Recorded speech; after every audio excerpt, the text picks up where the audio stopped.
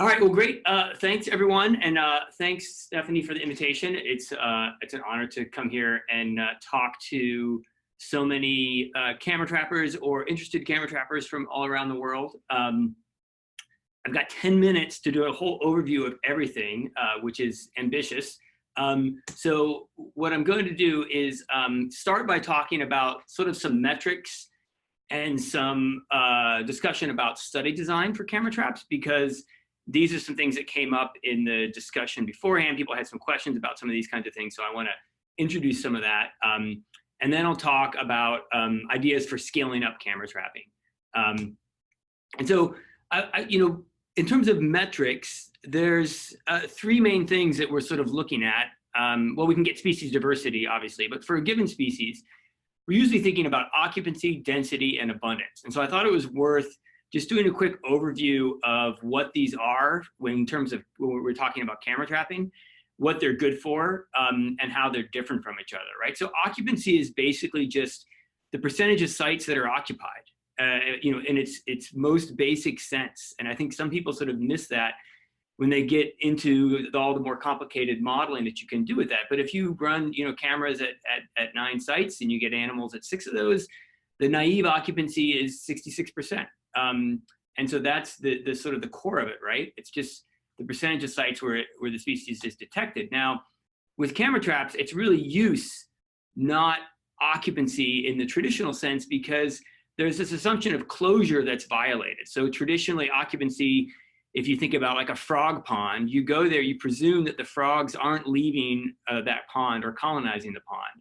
Whereas clearly the camera traps are just sampling this little area right in front of the camera traps, and animals are in fact moving in and out. And so it's important to recognize that occupancy with camera traps is not really the traditional measure of occupancy. But we can still use the models. The reason we like this is we can use the models to quantify how spatial covariates affect the occupancy, the presence or absence of a species, or the use of a species, right? And so you could see, for example, maybe sites are more likely to be occupied if there's more forest cover or whatever. So it allows you to quantify that. Now, when you run these occupancy models, you also end up with slightly higher occupancy values. This, instead of a naive occupancy like I've calculated here, it's model adjusted for detectability, which may or may not be true for camera traps, but anyway, it probably gives us an improved measure. Now, the disadvantage of this of occupancy with camera traps is you're dumbing it down to a 0 or 1, right? You might have 50 detections at one site and 1 detection at another site, and those still become a 1. So we're losing information when we do this. And it only ranges from 0 to 1. So there's not a lot of variation. And sometimes occupancy is difficult to estimate for really rare species. And sometimes if you have really high occupancy, if you have a species that has occupancy of between 90 and 100%, then there's not much variation to describe with your occupancy models. So they don't work great for those conditions either. So density is the next one I want to talk about. And this is what we all would like to have, right? So now these dots have different shades of gray representing different abundances of animals. And this is, the number of animals divided by the area. The primary sort of gold standard for this is spatially explicit capture-recapture models. This requires known individuals. So tigers, zebras, that works great. Lots of other species you can't do that with. So it's limited for this. There are some alternative methods in development to do proper density estimates. Distance sampling, in my opinion, is kind of the most promising of these. But there are some other ones that require additional information. Well, they all require additional information, so it requires more work. The last one I want to talk about is detection rate as a relative abundance. So in this case, these different dots for the different cameras are shaded differently because they have different number of detections per day. And maybe on average at this site, you have 1.3 deer per day or whatever. It's important if you're doing this that for example, you don't use bait, because that could totally throw off your detection rate, right? And also that your sites are representative or random. You're not going out and picking the best sites that you think, but you really want to get a representative a call, either with like a grid or a stratified random design. And so in this case, the small scale variation is showing you habitat preference. If you have one camera that's getting a ton of animals, that's a really high preferred habitat. But if you average this over many cameras, then you're getting more of a abundance. And so you can use detection models then to quantify how spatial covariates affect the presence absence of a species. And this ranges from 0 to infinity. We have found with some of our work with deer, we can identify males by their antler pattern and fawns from their spotting pattern, that there is a linear relationship between abundance and density. But the other thing that that this detection rate will be affected by is movement rates. And so you're measuring kind of the combination of abundance plus movement rates. So moving forward, how can we do this better? I think what we really need in the field is better data on detection area. Where are these animals when they're triggering the camera? And this slide is showing some examples from some work we did on this in 2011 with Marcus Rowcliffe, where we measured it with a measuring tape. But I think we need to get this for all sorts of, for basically every detection, because there's other things like weather, habitat, animal size that are gonna affect this. And this also has a possibility to allow us to get density from distance sampling. And I think this is a cool picture from an Intel RealSense camera where depth or distance is coded by color. So we can do this automatically with some of the technology today, and we really need to get this integrated into our camera trap so we can do this for every single detection. Okay, briefly, because I don't have a lot of time, study design recommendations. There were some requests for this, and I'm just giving some results from a paper we have in review right now, so hopefully it'll be out soon. It's in Methods in Ecology and Evolution. We reviewed 41 camera data sets and assessed how well they did and how many cameras we needed. And we saw that to get good estimates of species richness, occupancy, detection rate, you need sort of 40 to 60 camera traps run for 3 to 5 weeks. If you're targeting rare species, you're gonna need more camera locations. And you might also consider baiting or using an adaptive study design. And if you're going to be comparing detection rates, you need to use model-based comparisons, not just raw detection rates, to include local covariates to help explain small-scale variation. And seasonality was really important.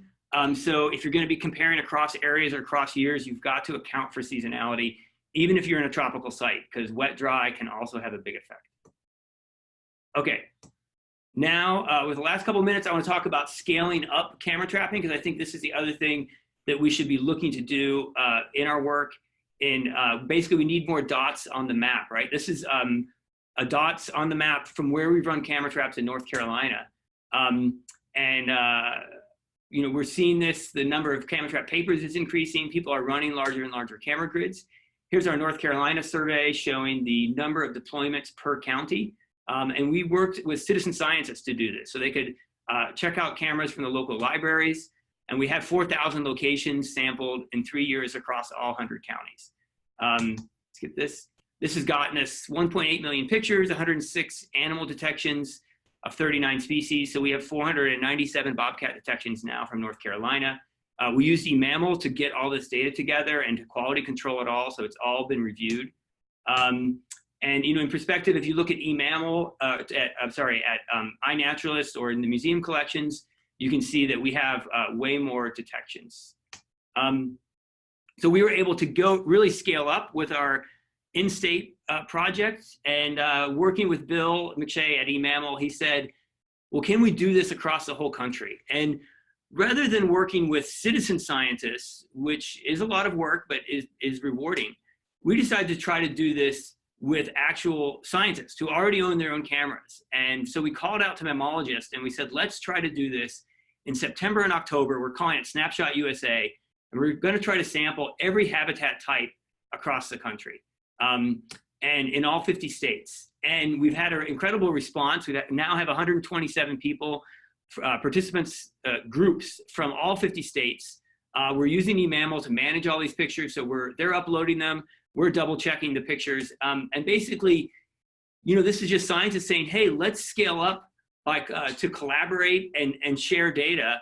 And we're gonna make these data publicly available as soon as possible so that other people can use them as well, and try to possibly even do this on an annual basis. So I think this is showing the potential of collaboration between scientists to share data and get really large views regularly of what's going on the planet with our wildlife, which I think we really need to do. There's some cool questions I think we can do with this. One of the big questions I have is, on a big scale, do species respond to the environment in the same way? And so here's a range map for bobcats and pictures of bobcats from 4 corners of their range. They live in really different habitats. Can you really have one species model that predicts how they respond to rainfall or snowfall or habitat type? Probably not. This is something called non-stationarity, meaning that the relationships are varying, and I think we need to consider this. And if we get data from the whole country, we can start to ask this question. We're doing this some in North Carolina with Brent Pease, a graduate student, using spatially varying coefficient models. It's just a couple of maps that we produced from bobcats and coyotes. So I think this is exciting. The other thing that I think is exciting moving forward with these models, if we're trying to predict where animals live, is combining data sets through data fusion. So here's an example. We've got camera trap data for gray fox and observations from hunters where they saw gray foxes. We can combine this together into one map that's an improved map. So this is my last slide, and I hope I've covered some ground, hopefully spurred some ideas for questions and discussions that we can have moving on. And you know, I know most of you guys are already running cameras. You know the excitement and the the coolness of the data and what we can do with this. And I hope I planted the idea that you know, we can run these camera traps across large scales.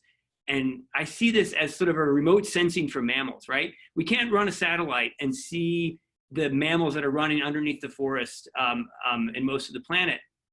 But we can run cameras down at that level and get this information at a large scale, at a regular level. We can see how wildlife populations are doing and how our conservation efforts are or are not making a difference. And with that, I'll pass the mic. Wonderful, thank you, Roland. Does anyone have any? Sorry, I should have said this at the start. We have quite a bit of flexibility in the timing of today's meetup based on experience. Okay. When you're asking questions, can you just also just drop in a comment and tell me whether you've got a microphone or not? Because if you don't have a microphone, I'm happy to read out questions, but if you have a mic, I would prefer for you to actually just turn on your mic and ask them specifically. Hemel, do you want to jump in and ask your 2 questions? Do you have a mic?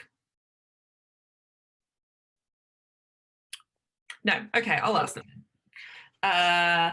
Is someone making large data set of images from camera traps for computer vision? Yeah, I think we'll probably cover this under Sarah's talk, but Roland, do you want to comment on big camera trap data sets and where they're living and shed? Yeah, sure. So there's a number of different camera trap databases out there. We're working with Bill McShay and I started eMammal, and we've been using this with scientists and with citizen scientists, and lots of other people are using eMammal to manage the data as well. And that brings the data in and also has a review stage. And they're either publicly available now or they will be eventually with certain protections for endangered species. We're also, within eMammal, we're working on the larger Wildlife Insights team with a bunch of other NGOs to build this new database for camera trap data management, archiving everything with the help of Google. And I think we'll hear more about that maybe later. It's not ready yet, so we're running eMammal. And once Wildlife Insights is better than eMammal, then we'll move things over to there.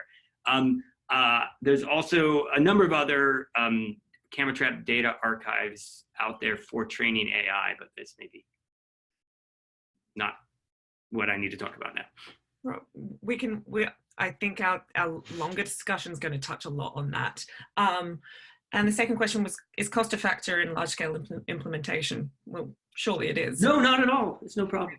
No, yeah, no, of course. Of course, that's a big limitation, right? And so that's why we're looking, you know, there's a limit to how many cameras I can set or me and a bunch of field assistants can set. And so this is why we're looking at these larger collaboration schemes of either citizen scientists, which has a lot of advantages and also a lot of challenges, but generally we find it can work really well. And then now with this Snapshot USA, this sort of just larger, you know, scientific collaboration. And for Snapshot USA, we're actually we don't have a very big budget. We don't really have any budget. We've asked people to volunteer and say, okay, for 2 months, run cameras, whatever cameras you have, 10 or 20 cameras, not too many. But just for 2 months, upload them all. We're all gonna have a big collaborative paper. We're gonna write a couple other papers. We're gonna make the data available. We're gonna get paid with this paper, basically. And we're gonna try to do it again. And so, what we need is, we do have some budget for coordination. That's what it becomes, training, communication, reviewing the pictures, moving pictures around the internet. We need some funding for that. But compared to the amount we would be spending on travel, that would just be impossible otherwise. Yeah, so you have a project coordinator. We do have a project coordinator, yes. Yeah, cool. Rob, do you want to jump in? Hi, Roland. Hi, Steph. My question was very simple. It was just when you showed your map before for the distribution of bobcats, it looked like there was a big chunk missing in the middle there. Yeah. Is there a reason for that? Yeah, I think that's an interesting question. And maybe someone else might know this better, but I think that was in part because they were trapped out of those areas. I think they were probably there historically. And I think they're starting to return to those areas. That is a lot of grassland habitat, and which might be slightly less good for bobcat, but they are pretty good generalists. So someone else might have a better answer for that, but that's my understanding. Thanks, Roland. Prithvi, do you want to jump in? Hello. Hi. So I hope everyone can hear me. Yep. Okay. So my question is, there is this requirement of researchers of knowing the distance of the animal from the camera trap for each image taken, right? So, I mean, this could be added from a technological point of view, as you mentioned, and possibly in a low-cost manner.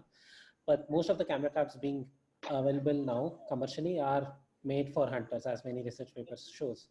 So how do we get this feature in the camera traps when the manufacturers have less incentive, as their target audience doesn't need these? Thanks. Yeah, no, I think that's a good question for camera trap development in general, right? Not just with this one feature, but with all features, is that they're not developed for scientists, they're developed for hunters. And maybe that's a discussion we can have after we hear more from the hardware side, because I think there's this big challenge of bridging the gap between developing something in a lab and making 1 or 5 of them, and then having that product be commercially available in a sustainable way. And basically you need a business model, and you need a product that you can sell enough of. And so far, we as a planet, have not made a commercially available camera trap that is really customized for scientists. There's some companies have made small overtures in that direction, but they have to make a living, they have to keep their business running, and they don't see the market. And so but camera trapping among scientists is growing, and so maybe we have the market now. I think that's a interesting thing that's a little out of my realm for discussion, but which I think is really important if we're thinking about these new features that we think that we need as scientists that deer hunters might not care about.